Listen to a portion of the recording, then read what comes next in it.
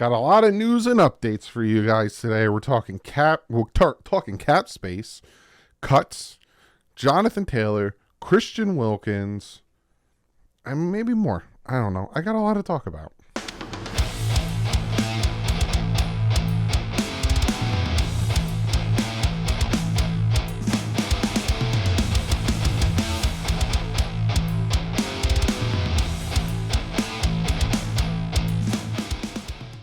What is up, Finn fans? Hands are together. That means I got a lot of stuff to talk about today. So before we jump into that, though, I do need to shout out today's sponsor. And again, you guys know about them. Clean the World. Sean Seipler doing fantastic things for fantastic people. People who are natural disasters, third world countries, homeless, everyone you can think of. These guys at Clean the World are trying to help. They helped Hawaii.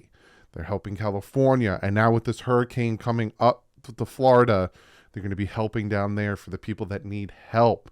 You guys can also help. I'll put the link in the description. You can build your own kits. You can build your own kits, some nice cards, send some nice things to people that need it.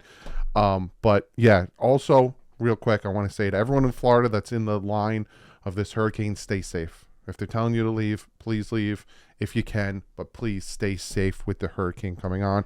Clean the World, thank you so much for sponsoring this video. So we're going to jump into this. I'm going to talk about the cuts first. Like I said, there's a lot that I want to talk about, but I'm going to talk about the cuts first.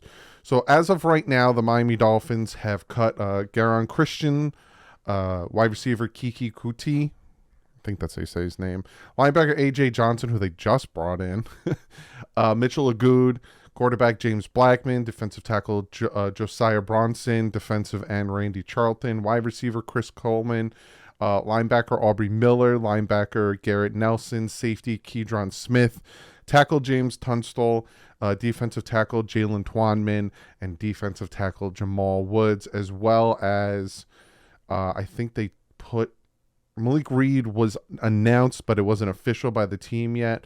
And also Tony Ellis, the corner, on an injury settlement. So they've made a bunch of moves, but they still need to make a bunch more when it comes to Tuesday, tomorrow at 4 o'clock. I think they're at 75. They need to get another 25 cut by that time. No one's surprising that I saw on there. I thought maybe Malik Reed would make it, but again, it hasn't been officially announced. But no one's interesting that I was like, oh my goodness. But yeah, the cuts are happening. So like I told you guys, they are happening throughout the day. I'm going to wait till like kind of the end of the day to give you guys the full list. Again, tomorrow by 4 o'clock though, they need to cut it down. So tomorrow, probably around like 5, I'll have the video out with the last day of cuts and if they claim and all that stuff.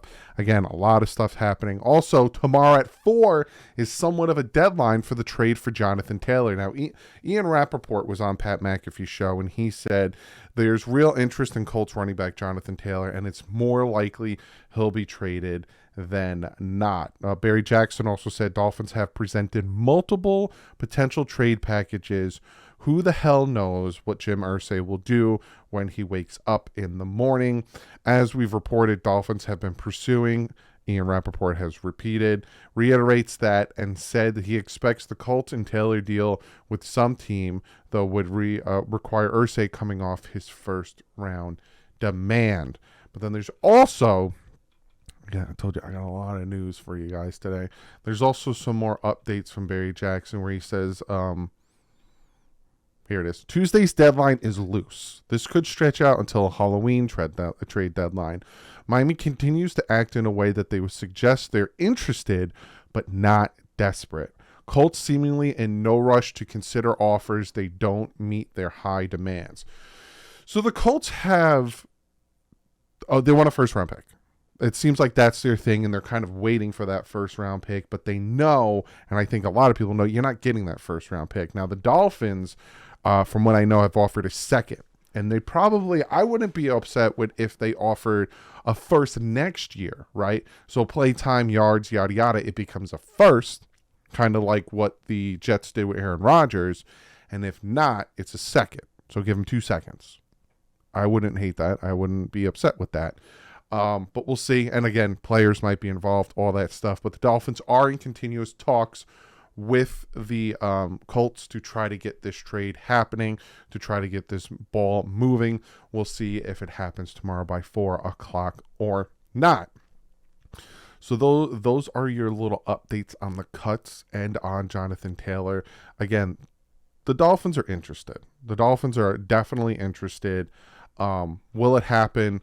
That's where that whole situation comes down. But I know a lot of people have talked about the money situation. How can we do Christian Wilkins and Jonathan Taylor when we're in cap space hell?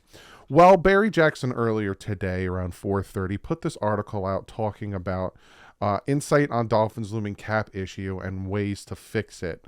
So I thought this was incredibly interesting, and I want to talk to you guys about this because a lot of people think doom and gloom with next year's cap space being we're in the hole, 32 million.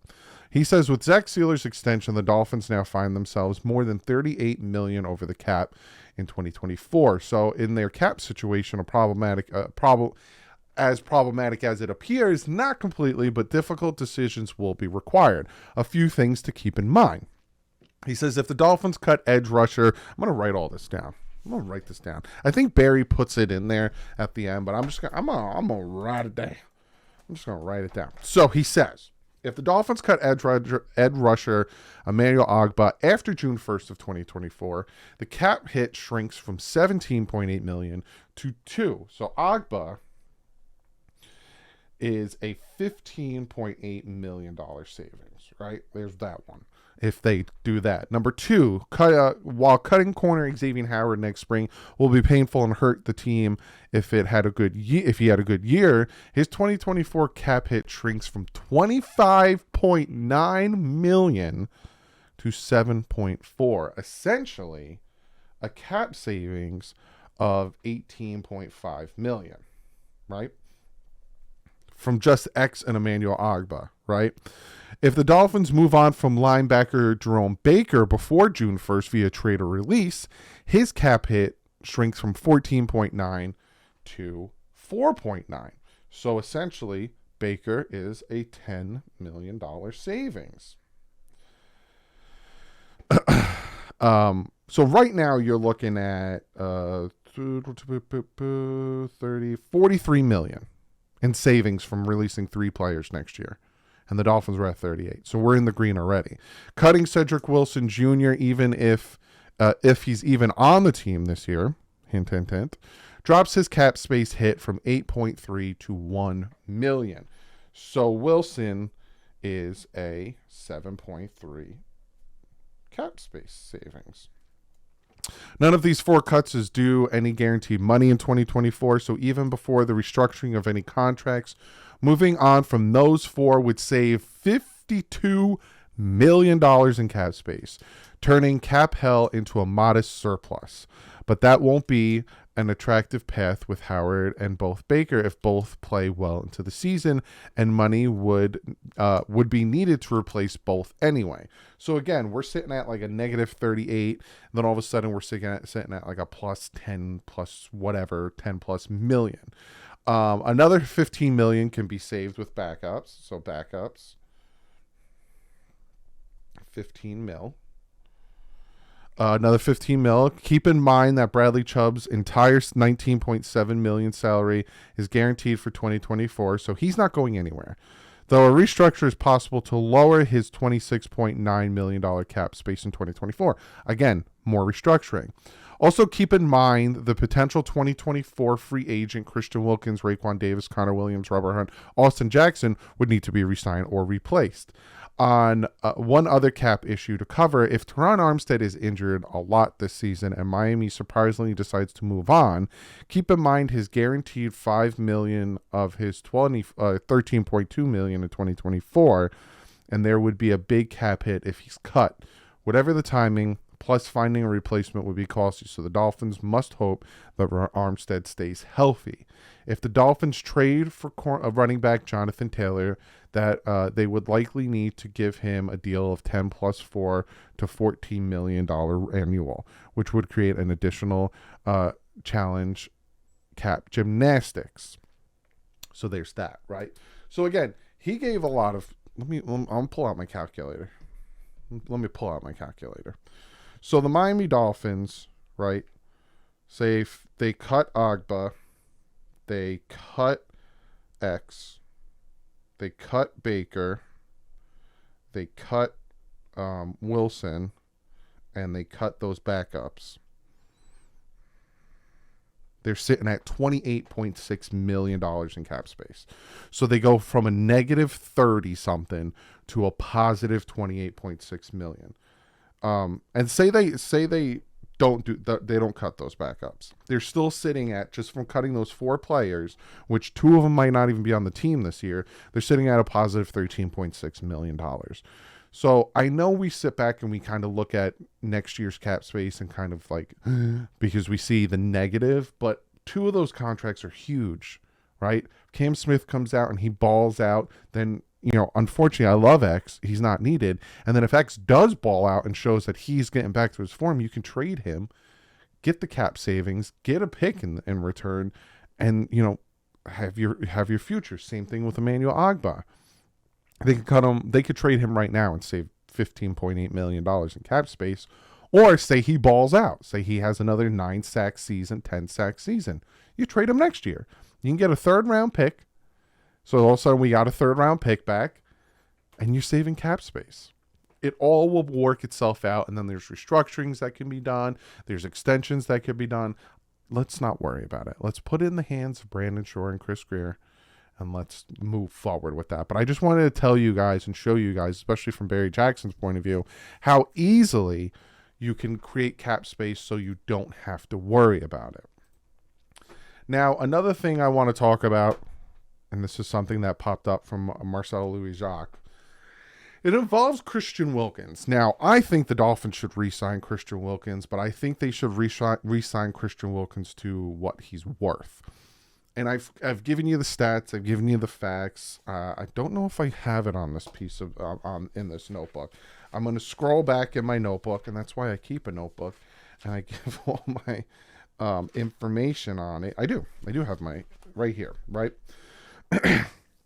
So he wants to be paid like the highest defensive ends, or that's where his mindset is. And I'll get to the quote from Marcel Louis-Jacques. Jeez, Doug. But when you look at his productivity in the passing, and I know some people will say, well, he opened it up from others. The Dolphins didn't have that many sacks last year, so how much is he really opening up? You know what I'm saying? He had 3.5 sacks last year. You have Quinnen Williams, you had Simons, you had Payne, Lawrence, Hargraves, all more sacks. Even Ed Oliver, who's making $17 million, only had 1 sack more. He had 1 sack more than him. You have pressure, you have hits, you have hurries. All of these guys, Quinnen Williams, Jeffrey Simmons, Payne, Lawrence, Hargrave, well above. But then you look at the run stopping, and Christian Wilkins is number 1. He's not a well-versed, well-rounded defensive tackle. Now, this is the quote from Marcel Louis-Jacques. He says, "It's no big secret that Wilkins has an offer on the table from the Dolphins, and I'm almost certain enough to call it a final offer from Miami.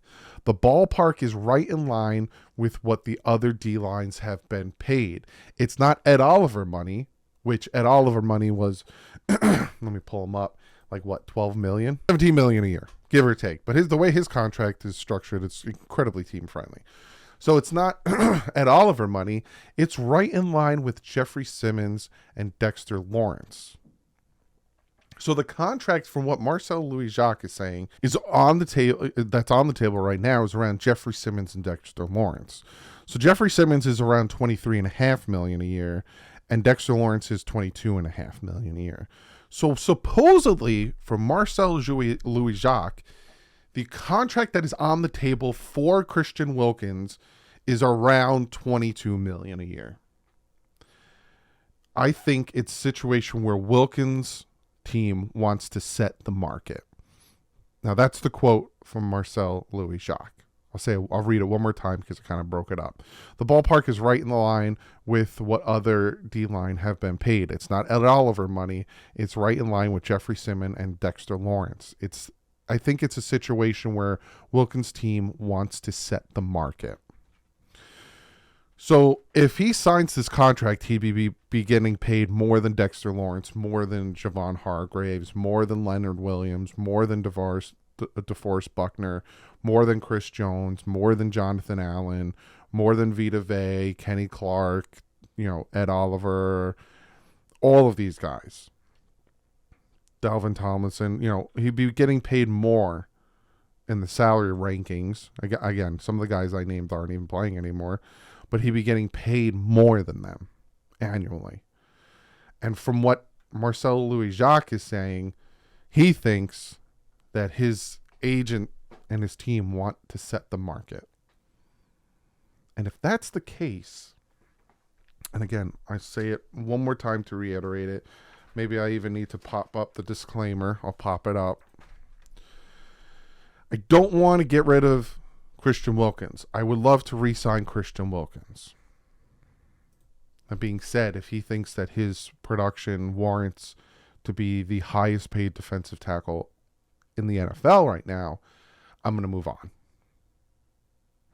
If he thinks that being paid around 22 to 23 million a year is not enough, I'm going to move on. Now, again, this is speculation. This is from Marcel Louis-Jacques. This is from what he's heard, that the ballpark, that they have an offer on the table. It's the final offer. This is what we're going to offer you. It's around 20 million.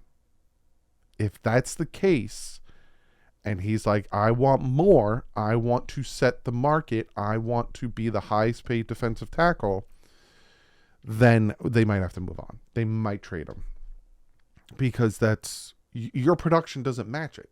Now, yes, there's the teammate stuff, there's the off the field stuff, there's all the great stuff that he does and the great human being he is, but that doesn't equate to wins. That doesn't equate to the money, right? You want to be paid more than Aaron Donald, who is the best defensive tackle in the NFL. Just, it doesn't equate. You know what I'm saying? So if these rumors are true, and the contract that's on the table is Jeffrey Simmons, Dexter Lawrence money, which you're looking at 22.5 to 23.5 million, and he's saying no, he wants more, then me personally, if that's true, I'm ready to move on. We can trade him. I wouldn't even try to franchise tag him next year. It's going to suck because we saw what the run defense looks like without him out there. But that's a lot of money for a guy who's fantastic. Number one in the NFL in run-stopping defense, but 34th rank in pass. That's my thoughts and opinions on it. But if it's false and he's like, I'm good with 19 million, sign the man. What are you waiting for? Again, this is all stipulation. Comment below. What do you think? If it's true that he wants to set the market and he wants to be the highest paid defensive tackle, what's your thoughts? What's your thoughts on if it's true that Jeffrey Simmons, Dexter Lawrence type money is waiting for him and he wants more? Would you still want to keep him and pay him that? Or would you say it doesn't equate to his production? I'm ready to move on. Comment below. Let me know what you think of that. What you think of the cuts. What do you think of the Jonathan Taylor situation? What do you think of the cap space? Let me know what you think of this whole video. And I'll see you guys tomorrow with hopefully breaking news. The Dolphins trade for Jonathan Taylor and more cuts. But like usual, stay classy. Fins up.